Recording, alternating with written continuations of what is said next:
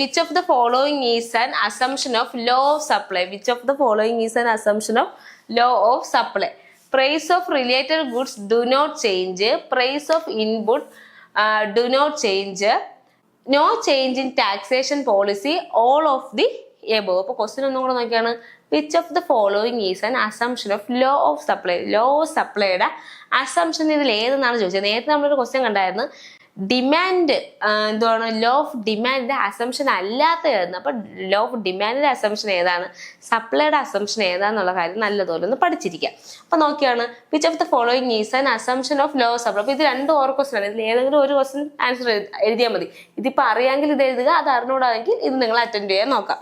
Okay, 19ാമത്തെ question all of the above ആണ്. Price of related goods do not change. അപ്പോൾ law of supply എന്ന് വെച്ചാൽ എന്തുവാണ്, പ്രൈസ് കൂടുമ്പോഴത്തേക്കും സപ്ലൈയും കൂടുന്നത്. കമ്മോഡിറ്റിയുടെ പ്രൈസ് കൂടുമ്പോൾ സപ്ലൈയും കൂടുന്നതിനാണ് നമ്മൾ എന്തെന്ന് പറയുന്നത് law of supply. Law of supply means it's the positive relationship between price and quantity supplied. അതിനാണ് നമ്മൾ എന്തെന്ന് പറയുന്നത് ലോ ഓഫ് സപ്ലൈ എന്ന് പറയുന്നത്. ഓക്കെ, അപ്പൊ ഇതിൽ നോക്ക്, പ്രൈസ് ഓഫ് റിലേറ്റഡ് ഗുഡ്സ് എന്ന് പറയുന്നത് ചേഞ്ച് ആവാൻ പാടില്ല. അപ്പൊ നമ്മൾ പ്രൈസും സപ്ലൈയും ക്വാണ്ടിറ്റി സപ്ലൈ നോക്കുമ്പോൾ ബാക്കി എല്ലാ ഫാക്ടേഴ്സും എന്തായിരിക്കണം, കോൺസ്റ്റന്റ് ആയിരിക്കണം.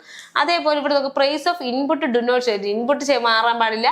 No change in taxation policy. ടാക്സും അതേപോലെ ഇൻപുട്ടിലൊക്കെ ചേഞ്ച് വരുന്നത് സപ്ലൈ ഇൻക്രീസ് ആക്കാനോ അല്ലെങ്കിൽ ഡിക്രീസ് ആക്കാനോ ഒക്കെ എന്ത് ചെയ്യുന്നു, സ്വാധീനിക്കുന്നുണ്ട്. അപ്പൊ അതിലൊന്നും ഒരു മാറ്റം വരാൻ പാടില്ല. അതൊക്കെ കോൺസ്റ്റന്റ് ആയി നിന്നാൽ മാത്രമേ ലോ ഓഫ് സപ്ലൈ അവിടെ വർക്ക് ആവത്തുള്ളൂ. ഓക്കെ, അപ്പൊ അതുകൊണ്ട് തന്നെ ആൾ ഓഫ് ദി അബവ് ആണ് ഉത്തരം. പിന്നെ നമുക്ക് ലാസ്റ്റ് ക്വസ്റ്റ്യൻ നോക്കാം. 20ാമത്തെ ക്വസ്റ്റ്യൻ, 1 വേർഡിലെ last question. Demand curve of a firm is negatively sloped ആണ്. അപ്പൊ demand curve of a firm, അപ്പൊ ഫേമിന്റെ ഡിമാൻഡ് കർവ് നെഗറ്റീവ് സ്ലോപ്പ് അല്ലെങ്കിൽ ഡൗൺവേർഡ് സ്ലോപ്പ്. ഇതിൽ ഏത് മാർക്കറ്റ് സിറ്റുവേഷനിലാണ് നെഗറ്റീവ് സ്ലോപ്പ് എന്നാണ് ചോദിച്ചിരിക്കുന്നത്. മാർക്കറ്റ് സിറ്റുവേഷൻ നോക്കിയാണ്, പെർഫെക്റ്റ് കോമ്പറ്റീഷൻ ഉണ്ട്, മോണോപോൾ ഉണ്ട്, മോണോപോളിസ്റ്റിക് കോമ്പറ്റീഷൻ ഉണ്ട്.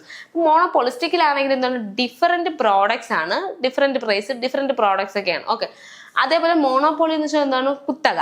അപ്പൊ ഒരു ആള് മാത്രമാണ് അത് ആ ഒരു പ്രോഡക്റ്റ് അല്ലെങ്കിൽ സർവീസ് ഡിസ്ട്രിബ്യൂട്ട് ചെയ്യുന്നത്. അതുകൊണ്ട് തന്നെ അതിൽ നമ്മൾ പ്രൈസ് മേക്കർ എന്നൊക്കെ പഠിച്ചിട്ടുണ്ട്. ഓക്കെ, ഇനി പെർഫെക്റ്റ് കോമ്പറ്റീഷൻ എന്താണ്, large number of buyers and sellers dealing with homogeneous product. Okay, അപ്പൊ ഇത് നമ്മൾ പഠിച്ചിട്ടുണ്ട്. പെർഫെക്റ്റ് കോമ്പറ്റീഷന്റെ ഡിമാൻഡ് കർവ് എന്ന് പറയുന്നത് സ്ട്രെയിറ്റ് ലൈൻ ആണ്. നമ്മളിപ്പോൾ P = AR = MR എന്ന് നമ്മൾ പഠിച്ചിട്ടുണ്ട്. ഓക്കെ, ആ ഒരു സ്ട്രെയിറ്റ് ലൈനെയാണ് നമ്മൾ പെർഫെക്റ്റ് കോമ്പറ്റീഷന്റെ ഡിമാൻഡ് കർവ് എന്ന് പറയുന്നത്. അങ്ങനെ പറയാനുള്ള കാരണം എന്താണ് ചിന്തിച്ച് നോക്കിയിട്ടുണ്ടോ എന്ന് വെച്ചാൽ, പ്രൈസ് ഹോമോജീനിയസ് പ്രോഡക്റ്റ് ആണ് അവർ പ്രൊഡ്യൂസ് ചെയ്യുന്നത്. എല്ലാത്തിനും എങ്ങനെയുള്ള പ്രൈസ് ആണ്, യൂണിഫോം പ്രൈസ് ആണ്. ഇപ്പൊ 10 രൂപയ്ക്കാണ് ഇപ്പൊ നാരങ്ങ വെള്ളം കൊടുക്കുന്നതെങ്കിൽ ആ ഒരു ഏരിയയിലുള്ള എല്ലാവരും 10 രൂപയ്ക്കായിരിക്കും കൊടുക്കുന്നത്.